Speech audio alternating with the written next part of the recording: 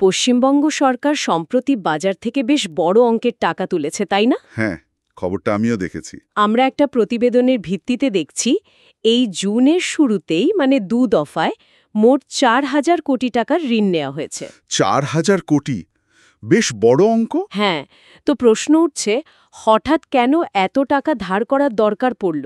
কারণটা কি সরকারিভাবে কিছু জানিয়েছে? না, সেটাই তো। একটা জল্পনা কিন্তু বেশ শোনা যাচ্ছে। এই যে বকেয়া ডিএ মানে মহার্ঘ ভাতা। ও, ডিএর ব্যাপারটা, হ্যাঁ, ওটা তো একটা বড় ইস্যু। ঠিক, সরকারি কর্মীদের এই ভাতা মেটানোর একটা চাপ তো আছেই। অঙ্কটাও বিরাট শোনা যায়। কিন্তু দেখুন, সরকার বা রিজার্ভ ব্যাংক কেউই কিন্তু ঋণের কারণটা এখনো স্পষ্ট করে কিছু বলেনি। আচ্ছা, তাহলে ব্যাপারটা একটু বোঝা দরকার। এই যে ঋণ নেওয়া হলো, এর পদ্ধতিটা কিরকম? রাজ্য সরকার ঠিক কিভাবে ঋণ নেয়? হ্যাঁ, সেটা একটু ব্যাখ্যা করুন না। দেখুন, রাজ্য সরকারগুলো সাধারণত রিজার্ভ ব্যাংকের মাধ্যমেই ঋণ নেয়, মানে আরবিআই তাদের হয়ে কাজটা করে। আচ্ছা। তারা নির্দিষ্ট মেয়াদের জন্য বাজারে সিকিউরিটি বা ঋণপত্র ছাড়ে। এগুলোকে স্টেট গভর্নমেন্ট সিকিউরিটিজ বা সংক্ষেপে এসজিএস বলে। হুম। তো বিনিয়োগকারীরা মানে বিভিন্ন সংস্থা বা ব্যক্তি সেই বন্ড কেনেন। নিলামের মাধ্যমে? হ্যাঁ, নিলাম হয়। তাতে কিছু দরপত্র জমা পড়ে নির্দিষ্ট সুদের হারে, মানে কম্পিটিটিভ বিডিং যাকে বলে। আবার কিছু নন কম্পিটিটিভও থাকে, যেখানে গড় সুদের হারটাই গৃহীত হয়। বুঝেছি। আচ্ছা, এবারে ঋণগুলোর ব্যাপারে যে তথ্য সামনে এসেছে তাতে দেখা যাচ্ছে এগুলো বেশ দীর্ঘমেয়াদী। একটা তো মনে হয় ২২ বছরের। হ্যাঁ, ২২ বছর, ঠিকই ধরেছেন। এটা কিন্তু বেশ লম্বা সময়। এই দীর্ঘমেয়াদের কি কোনো বিশেষ তাৎপর্য আছে? আর এই টাকা সাধারণত কি ধরনের কাজে লাগে? পরিকাঠামো?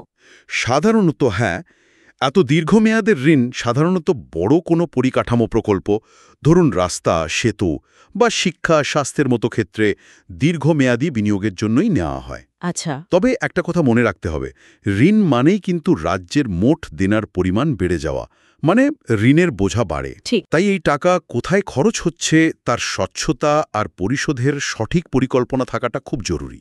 অবশ্যই। আরেকটা বিষয় হলো, শুধু পশ্চিমবঙ্গই নয় কিন্তু। সম্প্রতি তামিলনাড়ু, রাজস্থান, তেলেঙ্গানা এরকম আরও বেশ কয়েকটি রাজ্যই কিন্তু রিজার্ভ ব্যাংকের নিলামে অংশ নিয়ে টাকা তুলেছে। ওহ, তার মানে এটা একটা বৃহত্তর প্রবণতার অংশ। হ্যাঁ, বলা যেতে পারে। হয়তো এখন বাজারের পরিস্থিতি রাজ্যগুলোর জন্য টাকা তোলার ক্ষেত্রে কিছুটা অনুকূল, হয়তো সুদের হার তুলনামূলকভাবে কম।